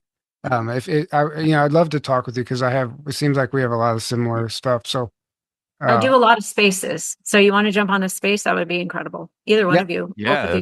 We actually we're kind of move into that arena as well. We might start doing our own spaces, but it's new to us. So I know that's where the action is right now. I know, like you said, it's kind of like a cesspool. It's very toxic, but it's also, I think it's a good place to gain some traction. It's also exciting. It's a very good place. There's good stuff as well. Yeah. It can be a great place. I sometimes say it saved my life because I got there very alone when I was in a very, very bad place. I had just dealt with these entities. And just being able to find other people this was happening to. One of the very first things I came across was the abduction story of Ted Rice in Masquerade of Angels. And when I got to his description of a certain part of the male reptilian anatomy, I knew that I had seen that as well. And it was very healing and beneficial for me to come across this community. Yes, it can be extremely toxic, be warned. but it's also the best place to come across right now in this day and age, other experiencers, all the information, all the news. We have whistleblowers from the programs jumping into spaces. It is an incredible place. Overall, the good absolutely outweighs the bad, in my opinion. Right. I mean, I think right now it's a balancing act. It's all going to be, no matter where you go, there's toxicity. No matter what field, what area, politics, it doesn't matter what it Right. is, health.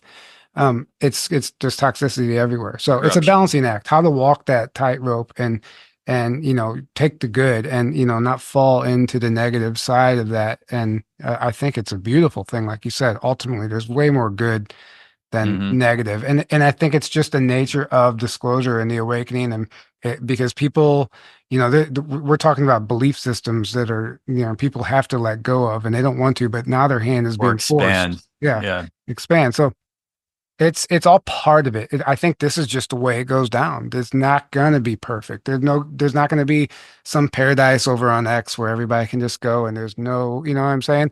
We're not there yet. No, we're not. And, by the way, our military industrial complex can snatch you out of your body during REM sleep and put you into another body and send you out on missions. So how do you wrap your mind around that? I mean, Right. Right. it's just incredible. Right. Right. Exactly. How do you wrap your mind around that? And um one last side note, because you just said that. So Tony Rodriguez spoke at the Star Knowledge conference with me, and none of them had heard his testimony, like two or three people. And he had them like they were, no one questioned it because he's bringing data and photographs and documents and all stuff because he's been learning and uncovering. He has such a vivid memory, and to where like, and you're just like, you have to either like believe it or not. If you don't want to believe it, you're basically just denying your own truth at that point. But Right. um, He has the most evidence of any SSP person out there, in my opinion. but And he was able to convince an entire audience, and not that he was trying to convince them, that this consciousness shifting or transfer technology exists, and he explained it very well. And we're talking, Native American elders and people of that. It was a very spiritual conference, and he was kind of the oddball, but I saw his place there because it's like people need to understand this is happening. Well, So let me anyway, ask you this. yeah, I go know ahead. we're wrapping up, but so I had an experience with someone in the UFO Twitter community. I'll start out by saying any person, you guys could be assets. I could be an asset. Any person we come across on Twitter might not actually be who they say they are, et cetera, et cetera. So I'll just get that out of the way immediately. All right. I had an experience where I found myself in someone else's body. I knew this person's essence, so the energy of who this person was. They will remain nameless, obviously.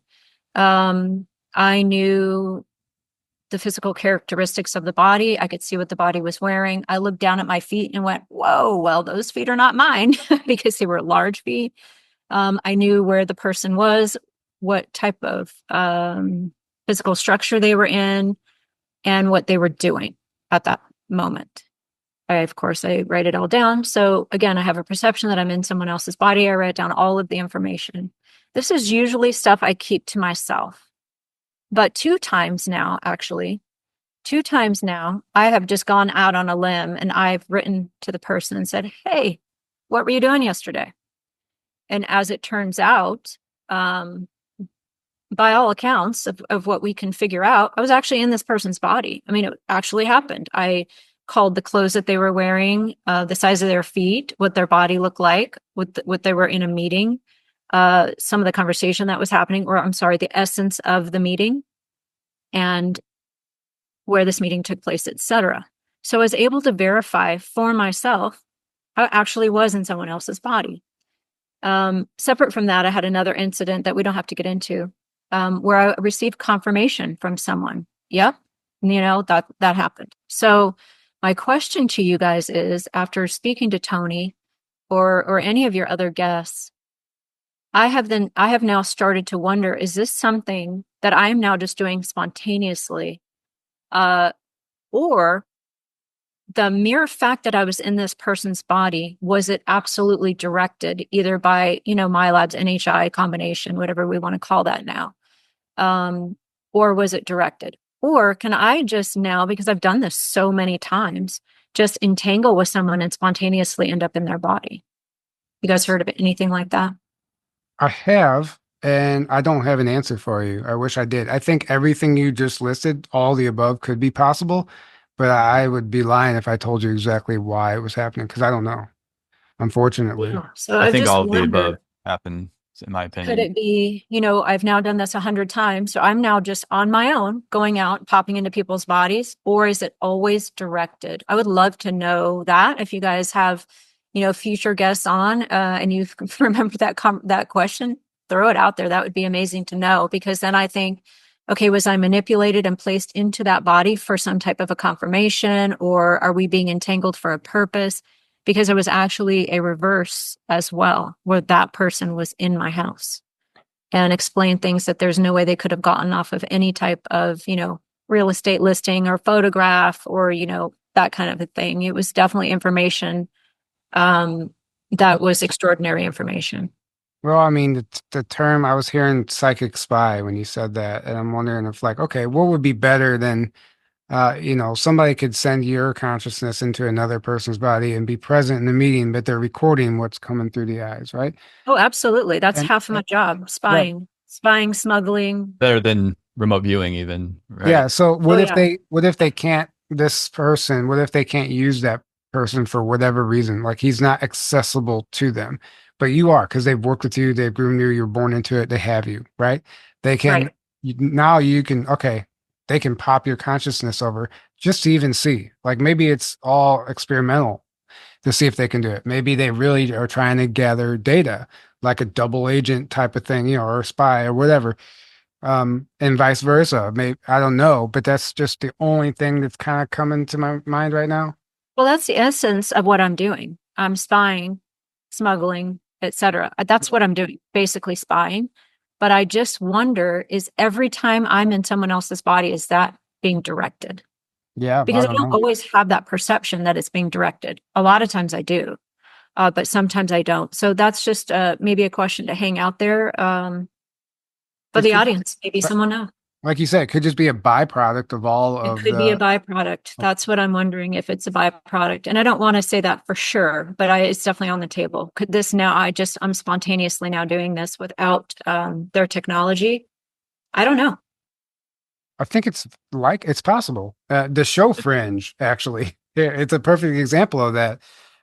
Olivia in the show, she starts like doing stuff she doesn't even realize that she can do, but it's all a byproduct of the experiments when she was a child, right? Mm-hmm. So maybe that's what's going on too. Maybe that's why you named yourself Fringe because you have a connection with what happened in that Haven't show. seen that show either, but yeah, Oh, Oh, you it's need it's you need literally to exactly you need to about watch it. it's about your story. It's about children Right. being that's brought into the programs and used as test subjects for all this. And they even talk about it's consciousness transfer is big in that show, Mm-hmm. and parallel Earth and all this stuff And it's and just a really good show on top of that. And there's so much disclosure. basically Really every need to watch it. I Yeah. would go I would go as far as saying every experience that you've shared with us, there's an episode about it in Mhm. that in the yeah. Yep. And but I think I should watch it. I try to stay away from the creepy stuff. Is it really creepy? it's Can graphic. be a time. It can be graphic. Well, the first season is the most graphic, and then it gets better after that, as far as that aspect. Yeah, but if you can muscle stomach through it, there's so much disclosure. You're like, yes, Mhm. like these people, like they're just releasing this stuff through this show is what you feel like, Yeah. um, all the way down to, I mean, everything, It's clones, swapping assets between timelines and dimensions and reverse aging technologies and super soldier type, the keeping the consciousness alive after the body dies and putting it into another body. I mean, they do it all in the show. But it's Wow. all, yeah. So I used to laugh at the clone thing, by the way. I used to laugh. I thought that oh was, yeah. yeah. I don't laugh anymore. I don't laugh at any conspiracy theory anymore. Yeah, It is same. not happening. and I agree. I'm It's same, noticing same. 90% of them are based in reality or Some true. truth. There's some And there's truth. always going to be a percentage that are a psyop or not. You're always going to have that, but 90%, in my opinion, roughly, absolutely, they're either fully true or there is just truth within them.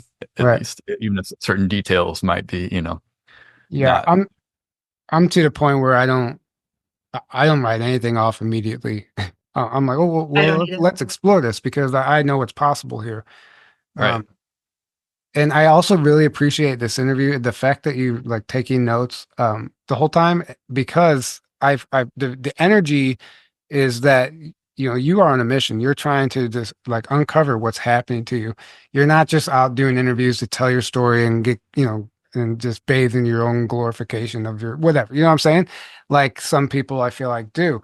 You're really genuinely sitting here taking their notes. Like, wait, I need to know about this. Like, you're really trying to I need unpack. that person's name. Do you know how many times I've been told to watch? I need to watch Stranger Things, or I need to watch, the shows, and I haven't watched any This, of them. But maybe I this should. show or that movie, or yeah, there's a Yeah, lot. it's all out there, and man, if I had known that, it could have saved me a lot of heartache. So maybe I should have watched those shows first. Yeah, well, you never know. I mean, uh, it's maybe there wasn't a reason. There was a reason, maybe. So you had to experience it first because I feel like sometimes if you watch those shows, then you might have written it off as, am I just making this up because I saw that show? You know? You're So, right, because so many of my experiences, I can now go to the abduction research. I could read Carla Turner. I could read David Jacobs. I could read any of them, and I'll see my story in there in those books. Not my personal story, but stories very similar to mine. And it's actually very validating for me, for my own, mental health, my own sanity, my own understanding of what's happening. It's actually validating for me to read these things now in hindsight and be able to put the picture together. right. Right. Right. But I just appreciate that you're here learning. You're here doing, that's what this is about. And I love that it's a passion. You're like, I want to know what's happening. I love the fact that you're like, it's just authentic, right? You're doing this all for the right reasons and because it's important to uncover this stuff and unpack it. So It is. And I'll just throw out there, look, this is not just happening to me, it's happening to people in my family. Younger generations. I'm 55 years old, soon to be 56, and this is happening to other people in my family. They mhm, will remain nameless, but if I can, figure out something to help them, then that's goal. absolutely. Yep. And can you let our audience know where they can follow you and how they can find you if you have a website or anything? Absolutely. There I am, Fringe at fringe.com on X Twitter. I try to keep my social media separate. So that's where I talk about crazy things. Is right there on X. Okay. It's the best place to find me. And I answer DMs. I have a lot of people who reach out. And that's another reason why I do this, because, I do the crazy talk and then people reach out, just like what Elisa did for me. I saw Elisa and went, oh my gosh, I cannot believe that someone else is talking about this. After this interview, I will get people they will sign up for an X account to just reach out and say, hey, this is happening to me too. So it's incredible. Make an X account. There's a lot of good things happening over there. There's a lot of free speech happening right now. So it's a good place to be. Right. And guess what? That is true disclosure, right? It's just us sharing our stories Right. and information. That is real disclosure to me. I don't care. Governments are gonna tell you what they can get away with, or like you said, it's a very controlled. But we're kind of like, oh yeah, that's disclosure. Government's telling us that all this stuff is real. It's like we don't need them to validate and tell us this stuff's real. We're waking up and realizing it ourselves, Right. and sharing our stories, and that's real disclosure. We are the disclosure, in my Right. opinion. Yep. Well said. Yeah, and let's set up one of those spaces. I'd love to come on and share some stuff and, just Yeah, that exchange. would be Yeah. awesome. I would love it if you guys would pop into a space. Actually, I think I came across, I don't know who's running the X account, Journey to Truth, but one of you, Both I of came us. across We in both this kind of space. do. We're both jumping on there. Okay, awesome. Yeah, I'll hit you up in DMs. That would be fantastic. I would really appreciate it. Yeah, let's set it up Awesome. soon. Like, Let's get the crazy stuff out there because we need to front load it, right? We need to preload, Yeah. front load the crazy so that when it hits them, they're like, oh yeah, I heard that 5 years ago. Oh yeah, I remember hearing about. Right. Exactly. right. I thought they were insane, but here we are talking about super soldiers and 20 and back. So Okay, Right. cool. Well, this has been fantastic. Thank you again for joining us. And thank you to all who are listening right now. We can't do this without you. All your support means everything. It really keeps us going. And until next time, have a great evening. We love you all. Have a good night. Hello, and welcome to Conference Phone. If you know the name of the conference you'd like to attend, press 1. Come on. Using your touch-tone keypad, please enter the first 3 letters of the conference title now. You've selected Secret Space Conference? If that is correct, press 1. What? You've selected Full Disclosure Now. If this is correct, press 1. Why don't you just tell me the name of the conference you'd like to attend? Rebels of Disclosure? To find the venue nearest you, please enter your 5-digit zip code now.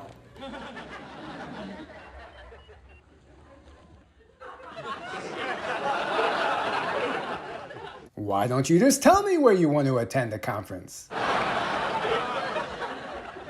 Pierre Marquette Lodge and Conference Center? Rebels of Disclosure is playing at the Pierre Marquette Lodge and Conference Center in Grafton, Illinois, May 12th through 15th, 2025. Yeah, now I got you. If you would like to purchase tickets, please visit journeytotruth.online now.